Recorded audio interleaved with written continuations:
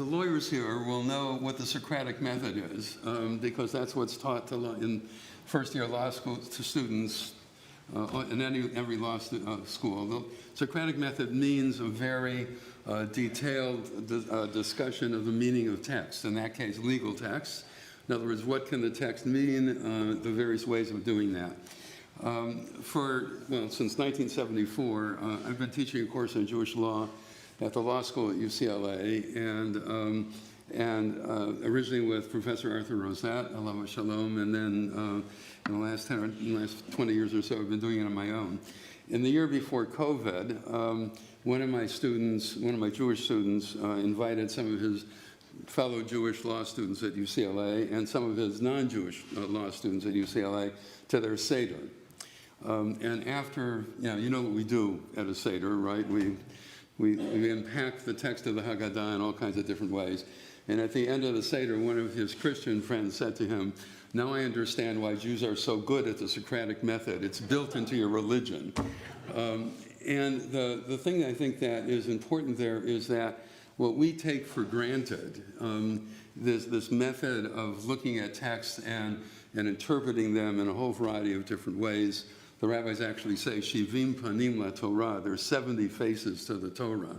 That's something that we take for granted, but is not taken for granted in any of the other religious traditions that I know, both either East or West, and is not taken for granted in some philosophical traditions either, actually.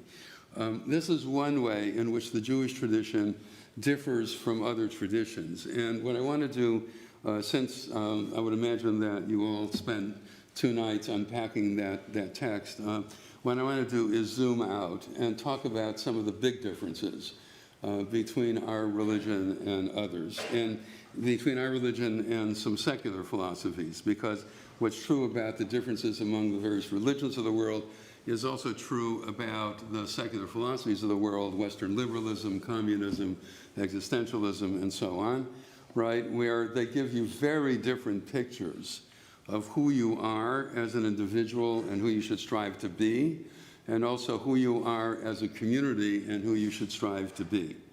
So I'm just going to take 3 of them today, the ones that you know the best probably, to sort of show you, to sort of remind you that what we're doing is not obvious. Okay? So the first one I want to compare Judaism to is the American secular tradition, which is really a form of Western liberalism. We hold these truths to be self-evident, that all men are created equal, they're endowed by their Creator with certain unalienable rights, and that among these are life, liberty, and the pursuit of happiness. What am I quoting? Declaration of Independence. Jefferson cribbed that from Locke. John Locke had written that about 100 years earlier. He had said life, liberty, and property, and Jefferson changed that to life, liberty, and the pursuit of happiness, and you can imagine how many doctoral dissertations have been written about that one, right? In other words, why the change? But in any case, as an American, I'm an individual with rights. We, in the Jewish tradition, our core story is Exodus, the march to Sinai, and then to the Promised Land. At Sinai, we don't get a single right. We get 613 commandments. I do a lot of interfaith work, and as I say to some of my Catholic audiences, this is the beginning of Jewish guilt, right? But they say to me, you guys know nothing about guilt. We have that cornered, okay? But in any case, it's also a very strong sense of we're members of a community with duties, as opposed to being individuals with rights. Now, sometimes rights and duties are reciprocal. So I have a right to my jacket, and you have a duty not to steal it, right? But not always. My duties to my children are different from my duties to my parents.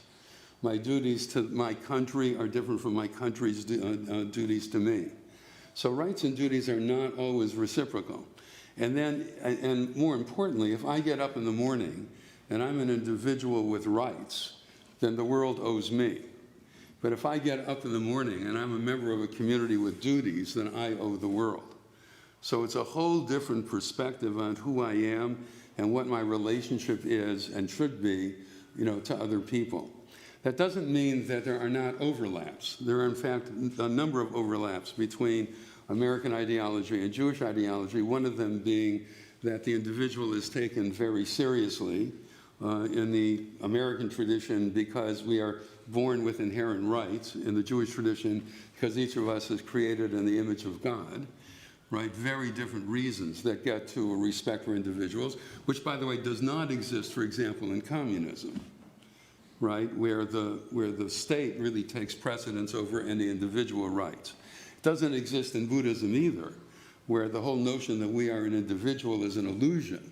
And we need to basically divide, you have to overcome that illusion and melt into the greater, tam tamata, you are it. You are part of that greater being. And any individuality you have is just an illusion, right? So the American tradition and the Jewish tradition overlap in taking individuality very seriously, although for very different reasons. The American tradition and the Jewish tradition also overlap in taking law very seriously. That the culture needs to be written by law, governed by law, and that even, Deuteronomy 17, the king has to write a copy of the Torah and have it with him at all times. So even the king is not above the law, and as we're finding recently, even a former president is not above the law. Right, perhaps, hopefully not. Anyway, the point is that the notion of individual, of respect for individuals, the notion of government run by law, are things that are two of the ways, two important ways in which American ideology and Jewish ideology reinforce each other. Right, there are some other ways, but those are two important ones. But there are a number of ways in which Jewish ideology and American ideology are at odds with each other, and we as American Jews try to integrate those pieces into us, sometimes more successfully than others. The other tradition that I want to just talk about briefly is Christianity, because my guess is that everybody here knows a lot of Christians. And I do a lot of interfaith work, and Christians are not at all at one. They're the Catholics, and even the Catholics are not all at one. Just look at all the problems the Pope is having at the moment. I'm not talking about his physical problems. I'm talking about dealing with some of the more conservative bishops in the Catholic hierarchy. And then, of course, there are liberal Protestants and there are evangelical Protestants.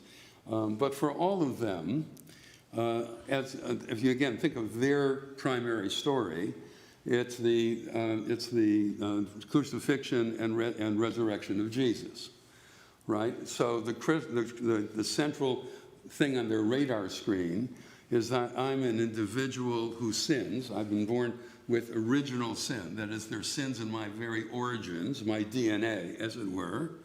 And there's no salvation by works, according to Paul in the New Testament. So nothing I can do in my life can overcome my sinfulness. The only thing that can do that is by belief in a supernatural intercessor, namely Jesus, who can overcome my sinfulness.